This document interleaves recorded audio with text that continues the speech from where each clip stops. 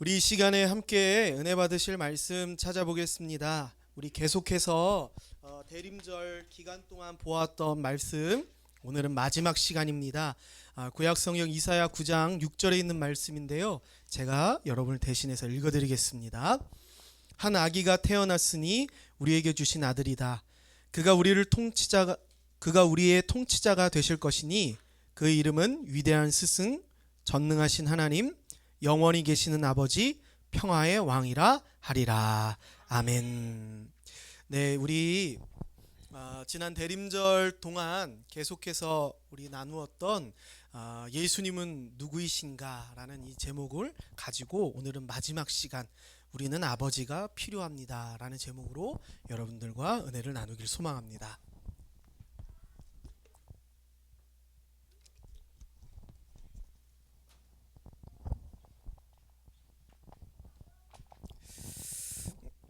우리가 지난 시간은 어떤 내용들을 살펴봤냐면요, 이사야라는 예언자가요, 예수님께서 태어나기 700년 전에 이 땅에 오실 아기 예수님에 대해서 예언을 했는데요, 그 예수님은 어떤 이름을 가지고 계신가 한 4가지 이름을 예언을 했습니다. 그 중에 첫 번째 위대한 스승, 그리고 전능하신 하나님까지는 우리가 살펴보았고요, 오늘은 영원히 계시는 아버지와 평화의 왕을 가지고 여러분들과 함께 은혜를 나누는 시간이 되길 소망합니다. 영원히 계시는 아버지는 조금 양이 있지만 평화의 왕은 굉장히 짧게 하고 마치도록 하겠습니다. 여러분 한번 넘겨주시죠. 평상시 아버지 하면 우리 좀 이런 이미지를 좀 떠오르지 않습니까? 예. 구글에 아버지를 치니까요, 한국 아빠들은 한번 넘겨주시죠. 한국 아빠들은 이런 게 나오는데요, 다시 앞으로 보면 외국 아빠들은 이런 게 나오더라고요. 다시 한국 아빠로 돌려주십시오. 자, 우리가 흔히 볼 수 있는 한국의 아빠들은, 저도 이렇게 입고 있는 적이 많이 있습니다. 한국의 주여가 나오는데 한국의 아버지들은요, 쉬는 날 대부분 요런 차림에, 편안한 차림에, 그리고 대부분 소파에 주로 주거 하십니다. 아침부터 저녁까지 소파에서 대개 모든 일들을 다 하시죠. 낮잠도 자고 TV도 보시고 핸드폰도 하시고, 이런 아버지가요, 또 굉장히 또 눈빛이 변할 때가 있습니다. 그게 언제냐면요, 별로 이렇게 잘하는 것도 없어 보이고 뭔가 이렇게 우리 가정에 좀 필요할까라고 생각이 드는 이 아버지의 모습에서 갑자기 우리 아버지가 우리 가정에 정말 필요하구나 생각될 때가 있어요. 여보, 이것 좀 고쳐줘. 여기 뭐가 안 돼. 또 아빠, 이것 좀 고쳐줘 할 때 한번 넘겨주시죠.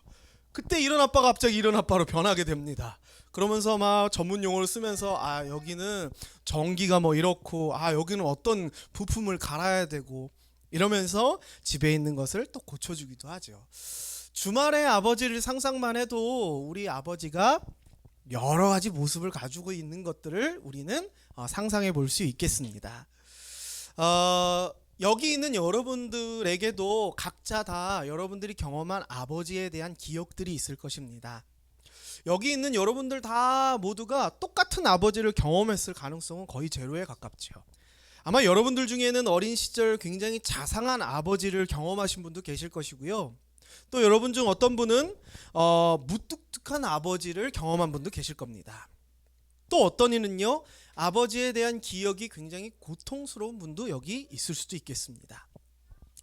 앞서 말씀드린 대로 이사야는요, 예수님께서 오시기 700년 전에 예수님의 이름을 예언했는데요, 그 중 하나가 그분은 영원하신 아버지이시다라고 예언했습니다.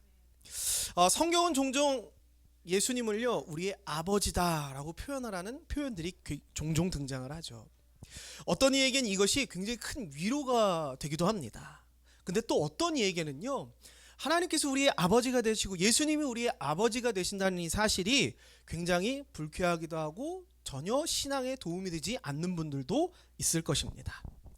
한번 넘겨주시면요, 저는 이 지점에서 여러분에게 꼭 나누고 싶은 것은, 아무리 끔찍한 아버지를 둔 사람이라도, 또는 아무리 좋은 아버지를 둔 사람이라도 우리는 모두 아버지가 필요하다라고 하는 것입니다. 이 말이 아직도 공감이 안 되시는 분들도 계실 수도 있겠습니다. 하지만 여러분, 인내를 가지고 말씀을 계속해서 들어보십시오. 예수님께서는 우리가 이 땅에서 경험한 아버지와는 전혀 다른 분이십니다. 여러분이 혹여나 정말 자상하고 여러분에게 너무나 따뜻한 아버지를 경험했다면 그것은 예수님께서 되시는 우리 영원한 아버지 되시는 예수님의 작은 맛보기에 불과할 것입니다.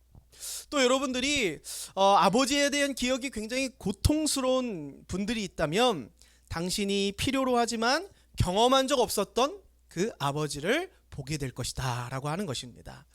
저는 네 가지 아버지를 좀 소개하면서 우리가 경험해 봤을 법한 아버지 네 분을 좀 소개할 텐데요. 그러면서 예수님께서는 어떤 아버지이신지에 대해서 설명을 드리도록 하겠습니다. 첫 번째는요, 쉽게 만족하지 못하는 아버지입니다. 한 아버지 예를 들어볼게요. 한 아버지가 있습니다. 그 아버지는요, 일생을 가족을 위해서 헌신하면서 사셨어요. 정말 아침부터 저녁까지 일터에 나가서 열심히 일을 했습니다. 누구보다도 성실하게 일을 해서요, 가족을 부양하는데 부족함이 없을 정도로 가족을 서포트했습니다.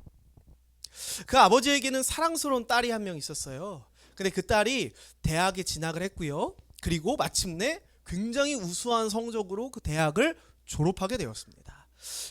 그날은 졸업식 날이었어요. 모두가 이 사랑스러운 이 딸이 어떤 어려움과 어떤 그 수고를 겪으면서 그런 우수한 성적을 냈고 또 졸업하기에 이르렀는지 알고 있기에 그녀가 단상에 올라갔을 때 굉장히 박수갈채를 쳐줬다고 합니다.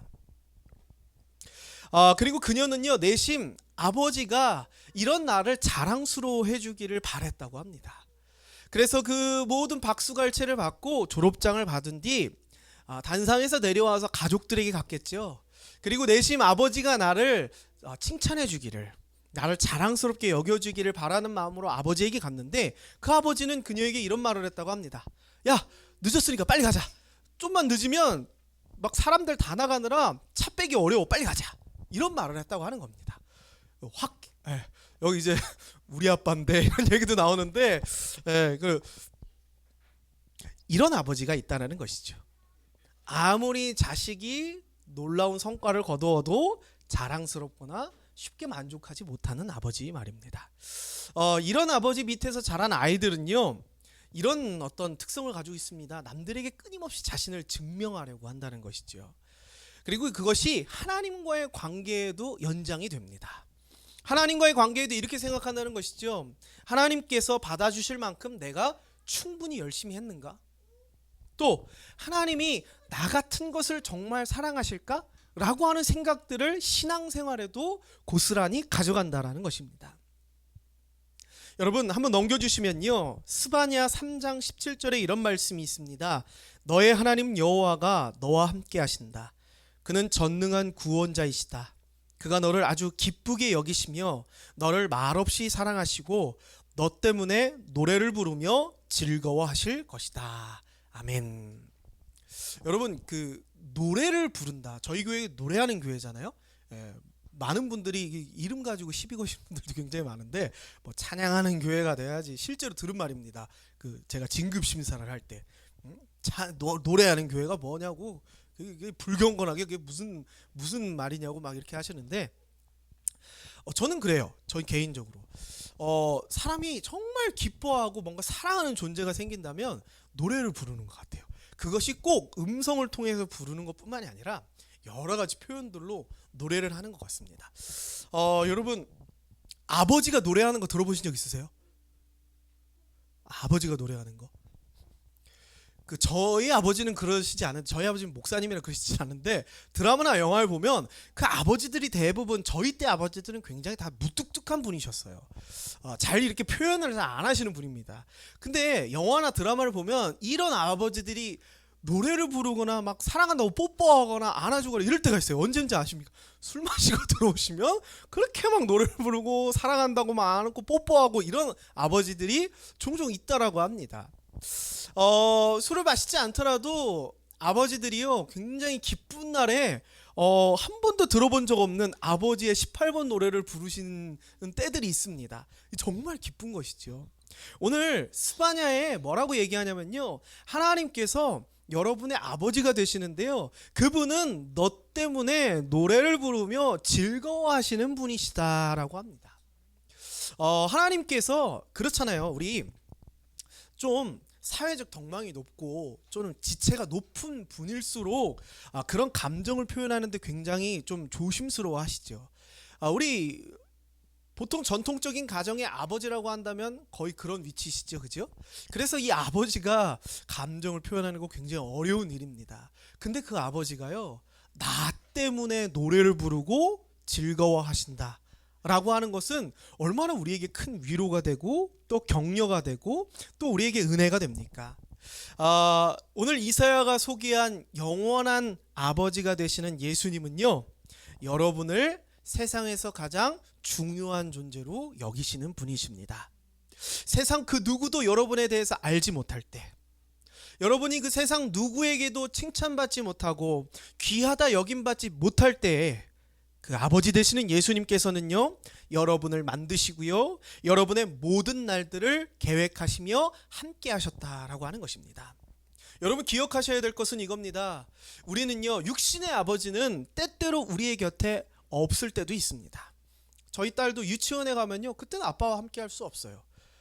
하지만 우리의 영원한 아버지가 되시는 예수님께서는요, 단 한순간도 여러분의 곁을 떠난 적이 없음을 우리는 기억하셔야 될 것입니다.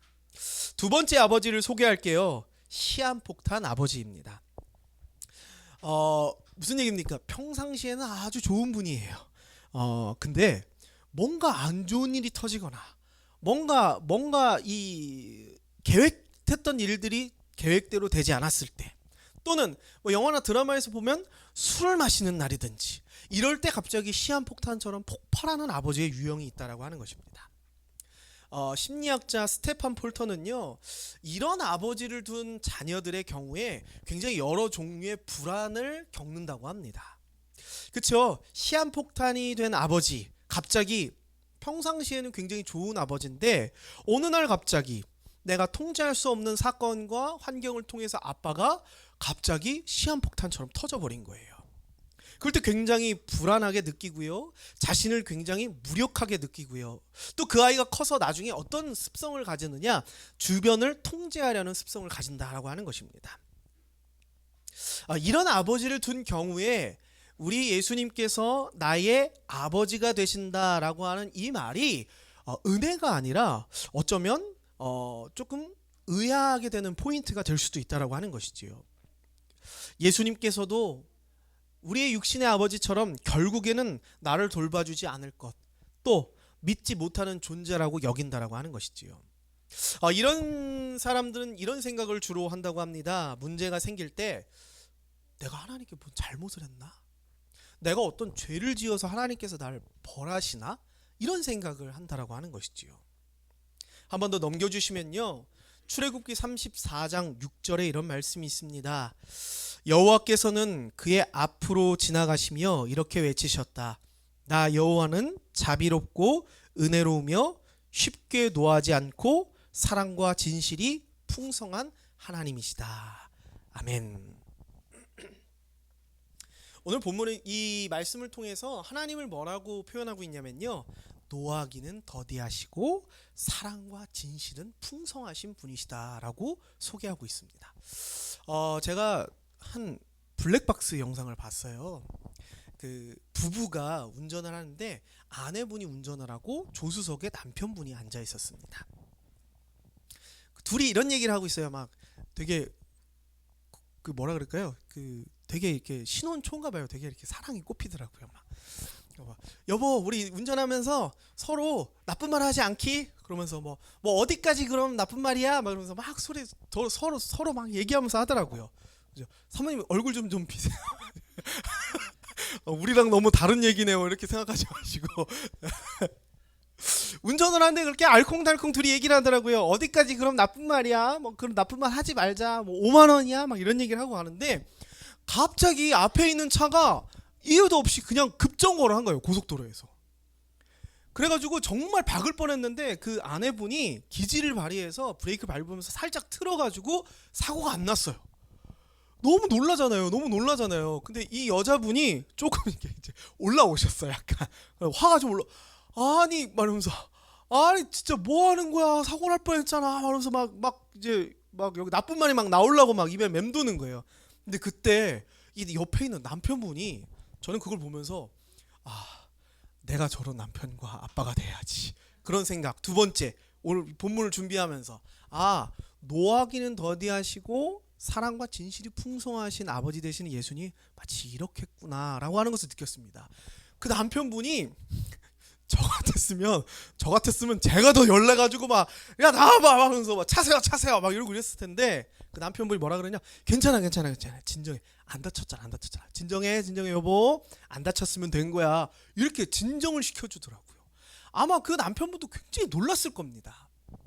근데요 오히려 자기도 놀랐을 텐데 놀란 아내를 진정시키기 위해서 노하기를 빨리 한 것이 아니라 오히려 그 사람을 사랑하는 것, 위로하는 것을 더 빨리 했다라고 하는 것이죠. 저는 이걸 보면서 내가 이런 남편, 이런 아빠가 돼야겠다. 또 예수님께서 마치 이러시지 않을까. 더 노하기를 더디하시고 우리를 사랑하시고 진실하신 것에는 빠르신 분이 바로 우리의 아버지가 되시는 예수님이시다라는 것입니다. 여러분 만약 예수님이시라면 어땠을까요? 이렇게 하시지 않았을까요? 그 사고 날 것 같은 그 상황에서도 우리를 먼저 챙기시면서 우리를 위로하시면서 그분은요 성경에선 때때로 예수님께서 분노하시거나 심판하시는 장면들이 나올 때가 있습니다. 그래서 우리는 흔히 이렇게 오해하죠. 하나님도 뭔가 좀 이렇게 우리 아버지처럼 뭔가 충동적이고 폭발하는 그런 시한폭탄청 같은 아버지 아닐까 생각한다라는 것이지요. 하지만 여러분 기억하셔야 될 것은요. 하나님께서 심판하시고 분노하시는 것은 충동적이거나 또는 컨트롤하지 못하는 분노나 심판이 아니라는 것입니다. 그분은 심판을 통해서 우리를 회복하실 것을 계획하시며 분노하시고 또 심판하신다는 것이지요. 누구보다도 또한 우리를 사랑하시는 데 있어서는 주저함이 없으신 분이 바로 우리가 믿고 있는 예수님이시다라고 하는 것입니다. 세 번째 소개드릴 아버지는요 냉담한 아버지입니다. 여러분 제가 이렇게 릴스 중에 어떤 분을 보는데요 딸이에요. 딸인데 아버지를 그렇게 놀려 먹어요. 뭐 마늘을 에어팟인 것처럼 그래서 막 아빠 바꿔줄게 그래서 마늘을 주고 막 그렇게 에이 이거 뭐야 그런데 그 아버지가 근데 굉장히 무뚝뚝하세요. 표현도 없으시고 표정도 별로 없으세요. 근데 그걸 놀리는 게 또 그렇게 재밌는 거예요. 그런 분이 계시는데 아마도 여기 계시는 분들이 경험한 아버지 대부분이 좀 이렇게 무뚝뚝한 그런 성품을 가지신 아버지셨지 않았을까. 저희 아버지도 이런 분 중 한 분이셨습니다. 가족을 학대하거나 또는 나쁜 일을 하시진 않으세요. 근데요 다만 사랑한다는 말도 절대 하지 않으십니다. 대부분 무뚝뚝하고요 좀 냉담해 보이는 그런 아버지시죠. 저희 아버지가 젊은 시절엔 목회 활동으로 뭐 가족들과 어떤 개인적인 시간을 보내는 그런 경우들은 별로 없었던 것 같습니다. 늘 목회 활동을 하시느라 바빴던 기억들이 있습니다. 그렇게 이제 저희가 성인이 되었어요. 어느 휴일날이었습니다. 주일이 아니라 평일에 휴일인 날이었어요. 그래서 다 같이 좀 늦잠 자고 다 같이 그냥 잠옷 입고 세수도 안 하고 양치도 안 하고 그냥 좀 거실에서 쉬고 있는 그런 분위기였습니다. 근데 갑자기 아버지가 막 머리를 감고 막 샤워를 하시는 거예요. 근데 막 머리에 막 무스를 바르고 정장을 딱 입고 나오시는 거예요. 그래서 아빠 어디 가 그랬더니 야 너네 다 옷 입어. 그래서 어디 가려고 그랬더니 오늘 가족 사진 찍으러 간다 이러는 거예요 갑자기. 그래가지고 막 반란이 일어났습니다. 막 특히 여자분들 쪽에서 막 엄마 동생이 아니 가족 사진을 찍으려면 씻어야 되고 옷도 입어야 되고 화장도 해야 되고 머리도 해야 되고 지금 이거 갈 수 있는 게 아니야 막 얘기를 했어요. 그랬더니 아버지가 조금 마음이 상하셨습니다. 에이 그럼 찍지 마 그러면서 가셨어요. 나중에 알고 보니까 아버지가 어디에서 어떤 목사님 선후배 목사님의 가정에 갔는데 거기에 그렇게 가족 사진이 있던 거예요. 근데 그게 그렇게 부러웠답니다. 그래가지고 나도 좀 우리 가족들과 이런 걸 찍고 싶은 거예요. 근데 평생을 무뚝뚝하고 냉담한 아버지로 살아와서 이 표현을 어떻게 해야 될지를 몰랐던 겁니다. 그래서 왜 갑자기 쉬는 날 갑자기 혼자 다 세팅하고 다 일어나 옷 입어 가족사진 찍으러 가자 이렇게 한 거예요. 그래가지고 나중에 이제 그런 걸 알고 나서 제가 정식으로 저와 동생이 둘이 정식으로 가족 사진을 찍을 수 있게 스튜디오를 예약해서 한번 찍어드린 적이 있습니다. 그때 얼마나 기뻐하시는지, 얼마나 잘 찍었는지, 그 사진 작가님이 이거 인터넷에 올려도 되겠냐고 막 이렇게 해가지고 그 스튜디오 이렇게 광고에도 막 나가고 그랬던 기억이 있습니다. 이처럼 사랑을 좀 표현할 줄 모르는 무뚝뚝한 아버지 밑에서 자라는 아이들은요, 자신도 좀 사랑을 표현하는데 좀 서툴러요. 고난을 만나도요, 이것을 혼자 좀 이겨내려고 하는 경향들이 있고요. 외향적인 것 같아도 자신의 깊은 속 얘기까지 나눌 수 있는 사람들은 별로 없는 그런 사람들이 된다는 것입니다. 우리가 2주 전에 나누었던 것처럼 예수님께서는 우리와 같은 고통스러운 삶 속으로 들어오셨습니다. 왜 하나님께서 이 땅에 가난한 목수의 아들로 오셔야만 했을까요? 그리고 왜 그토록 끔찍한 고통을 겪으셔야 했을까요? 왜 죽음까지 겪으셔야 했을까요?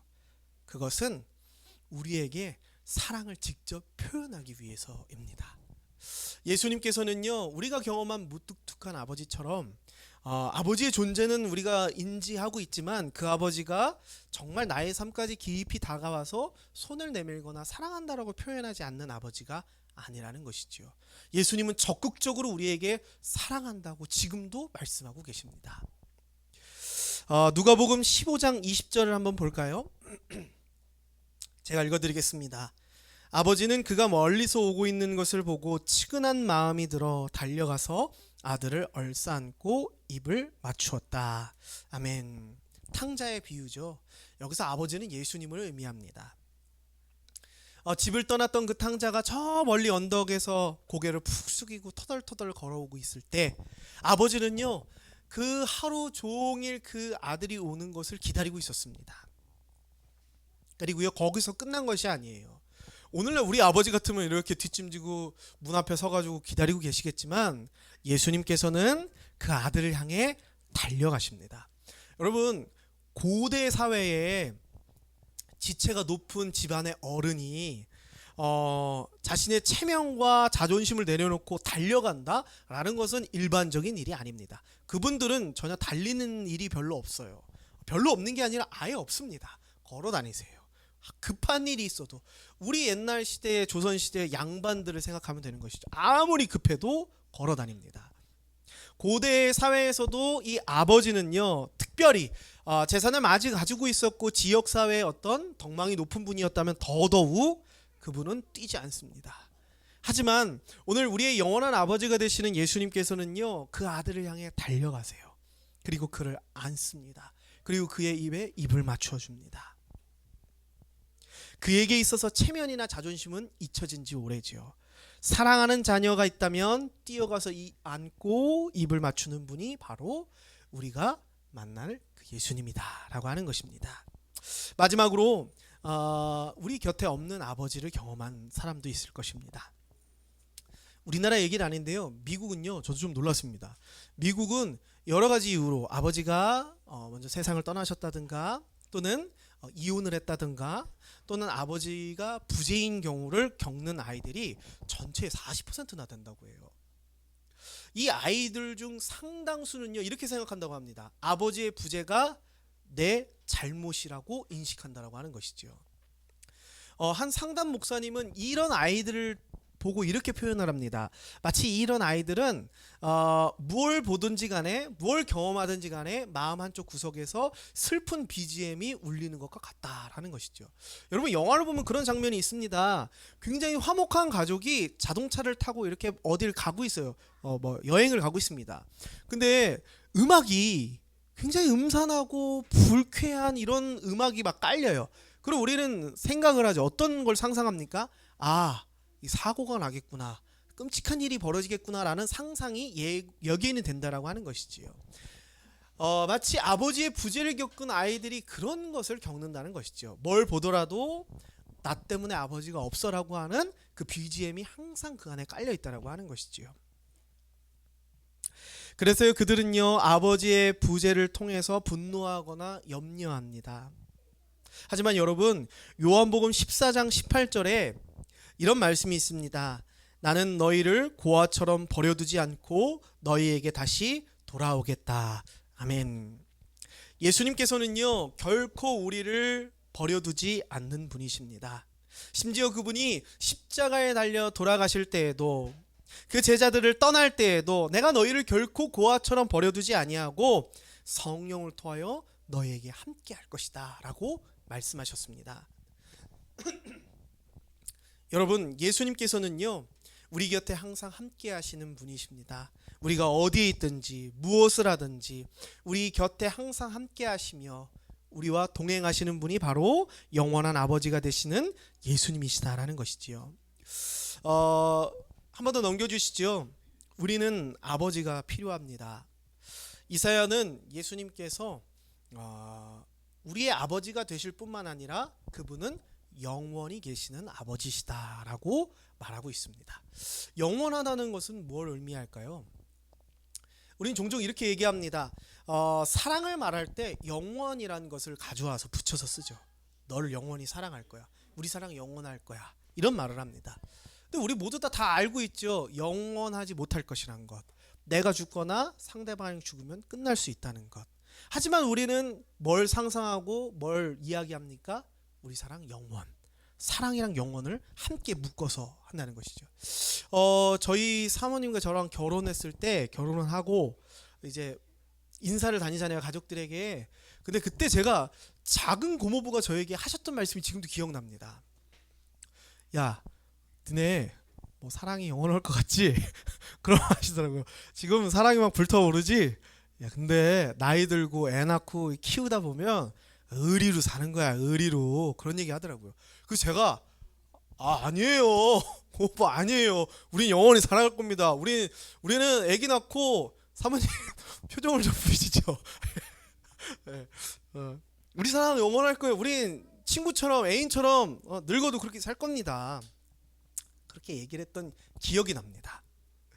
아마 젊은 커플들에게 이렇게 얘기하면 굉장히 이해가 안 될 거예요. 야 나중에 되면 사랑이 그런 거 없어. 의리로 사는 거야. 같이 그냥 으쌰으쌰 하면서 그냥 살아가는 거지. 뭐 이렇게 얘기하는 거죠. 그러면 젊은 사람들은 이게 좀 이해가 안 될 수도 있습니다. 아니야 우리 사랑 영원할 거야.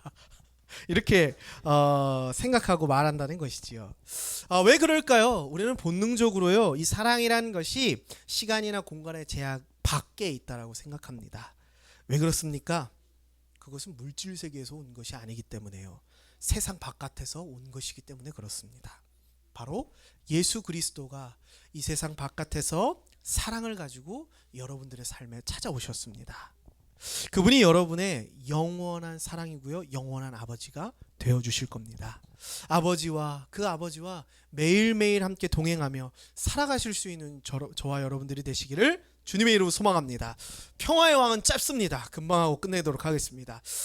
우리는 종종 평화롭지 못한 일들을 경험하죠. 뭐 지금 전 세계적으로도 평화롭지 못한 일들이 있고요. 나 개인의 삶에도 평화롭지 못한 일들이 연속될 때가 있습니다. 거두절미하고 말씀드릴게요. 여러분 우리 삶의 대부분의 문제들은요 이 수평적인 관계가 원인이라기보다는 수직적인 관계, 즉 하나님과의 관계가 원인이다라고 하는 것입니다. 하나님과 평화롭지 못하면 우리는 내가 살아가는 삶에도 평화롭지 못하다는 것이죠. 성경은요 이 하나님과 평화롭지 못한 상태를 뭐라 그러느냐? 죄라고 이야기합니다. 세상 사람들이 이야기하는 죄는요 헌법을 지키지 못할 때 또는 윤리와 도덕적으로 올바르게 행동하지 않을 때 그걸 죄라고 얘기합니다. 이해합니다. 근데 우리 기독교인들은 달라요. 뭘 죄라고 얘기합니까? 하나님의 말씀에 불순종하는 것을 죄라고 우리는 말합니다. 즉 우리는 하나님 말씀에서 불순종하고 있는 상태가 바로 하나님과 평화롭지 못한 상태다라고 하는 것이죠. 다시 말씀드리면 우리가 하나님 말씀에 순종하지 못할 때 우리의 수평적인 관계는 평화롭지 못하다는 것입니다. 어떤 이들은 이렇게 생각할 수 있겠습니다. 교회 나오면 맨날 죄인이라고 그러고 나 죄 있다 그러고 되게 기분 나쁘네. 나 뭐 윤리와 도덕적으로 그렇게 뭐 나쁜 사람 아닌데, 나 어디서 뭐 법 안 지키고 이런 사람 아닌데, 뭐 이렇게 생각할 수도 있겠습니다. 여러분 앞서 말씀드린 대로 성경이 이야기하는 죄는요, 하나님 말씀에 순종하지 않는 것입니다. 한번 이렇게 생각해 볼까요? 24시간이라는 시간 동안 나의 말과 행동뿐만 아니라 내 생각과 마음까지 말씀에 순종하면서 살 수 있을까요? 저도 못합니다. 아마 여러분들도 다 못할 거예요. 이 세상에 이게 가능한 사람이 있을까요? 아마도 없을 겁니다. 아마도 없을 게 아니라 없습니다. 그래서 우리는요, 하나님과 평화롭지 못한 상태에 처해 있다라고 하는 것이지요. 이 평화롭지 못한 상태를 위해서 바로 성탄의 주인공이 예수님께서 우리에게 오셨다라고 하는 것입니다. 이 평화롭지 못한 상태를 다시 평화롭게 하기 위해서 그분은 자신을 내어주어 우리를 용서하기 위해 이 땅에 오셨다라고 하는 것이죠. 이 용서에 대해서 한 번 더 설명을 드리겠습니다. 한번 넘겨주시면요, 용서를 생각하면요, 우리 되게 쉽게 생각합니다. 또 이것을 어떤 신이 용서했다라고 하면 이게 굉장히 가벼운 것으로 생각하지만 실제 용서는요, 반드시 대가가 따른다는 사실을 기억해야 될 것입니다. 예를 들어 볼게요. 실제 우리 차를 누가 이렇게 찍고 갔는데 누가 제 차를 박았다고 해봅시다. 긁히고 찌그러지고 더러워졌어요. 근데 제가 이 상대방을 용서했다고 해봅시다. 아니, 그럴 수 있죠, 괜찮아요. 그러면 용서해 줬어요. 그리고 돌아갔습니다. 여기서 용서가 끝나나요? 우리는 대부분 여기까지 생각하지만 아니요, 사실은 이제부터가 용서의 시작입니다. 그 사람을 돌려보내고요, 찌그러지고 더러워지고 깨진 것을 내 돈을 들여서 원상복구를 해야 되는 것입니다. 그래야만이 이게 진짜 용서가 마무리가 되는 것이지요. 즉 용서는요, 아무런 대가 없이 하는 것은 용서가 아닙니다. 대가가 반드시 따르는 것이 진정한 용서다라는 것이지요. 그럼 예수님께서 우리에게 오셔서 용서하셨다라고 하는 것은 무엇을 의미합니까? 그분은 우리의 죄에, 우리의 사망에 충분한 대가를 나 대신 치르셨다라고 하는 것입니다. 그냥 와서 내가 너 용서해 줄게, 그 말만 하고 끝난 것이 아니라 직접 이 땅에 육신을 입고 오시고요, 우리와 같은 고통스러운 삶을 겪으시고요, 마지막에 이르러서 당시 시대에서 가장 처참하고 저주스럽고 치욕스러운 십자가라는 형틀에 그가 못 박히고 살을 찢기고 모든 물과 피를 다 쏟으면서까지 무엇을 하신 거냐? 우리를 용서하기 위한 대가를 치르셨다라고 하는 것입니다. 그리고요, 우리는 그분으로 인하여서 마침내 하나님과 평화의 상태를 누리게 되었다라고 하는 것입니다. 그래서요, 예수님을 뭐라고 불렀습니까? 평화의 왕이시다라는 것입니다. 여러분, 누가 왕이 몫으로 옵니까? 이스라엘 백성들도 그렇게 생각했어요. 이 땅에 왕이 온다면, 메시아가 오신다면 다윗과 같은 군사적인 왕 또는 엄청난 권력과 힘을 가진 왕이 이 땅에 올 것으로 생각했습니다. 근데요, 사실은 어떤 분이 그리스도셨냐면요, 목수해야 될 가난하고 별 볼 일 없는 추악한 그 사람이, 추악한 게 아니라 별 볼 일 없이 외모도 추레한 그 사람이 바로 평화의 왕이셨다라고 하는 것이죠. 그분은 무력과 통치와 정치로 이 세상을 회복시키고 용서하신 것이 아니라 당신이 직접 대가를 치르심으로 하나님과 평화롭게 하셨다라는 것입니다. 말씀을 마치겠습니다. 한 번 더 넘겨주시죠. 마지막 이 성탄을 통하여서 이 말씀을 마무리하면서 여러분에게 이런 질문을 하고 싶습니다. 그렇다면 당신은 그 예수님을 뭐라고 부르시겠습니까? 이사야는요, 예수님을 다시 놀라운 상담자, 전능하신 하나님, 영원히 계시는 아버지, 그리고 평화의 왕이라고 불렀습니다. 여러분들은 그 예수님을 뭐라고 부르시겠습니까? 그분의 이름이 무엇인지도 중요하지만 더 중요한 것은요, 그분을 내가 뭐라고 부를 것인가가 더 중요합니다. 여러분, 이 성탄을 통해서 이 이사야 예언자가 예언했던 이 네 가지 모습의 예수님을 다 경험하시길 소망합니다. 그리고요, 그렇게 예수님을 부를 수 있는 여러분들이 되시길 소망합니다. 그래서 이 성탄이 세상이 이야기하는 것처럼 먹고 마시고 놀고 그냥 즐기다 끝나는 것이 아니라, 물론 먹기도 하십시오, 또 즐기기도 하십시오, 가족과 친구들과 즐거운 시간도 보내십시오 이후에. 그러나 우리 안에 중심에 무엇을 가지고 계셨으면 좋겠느냐?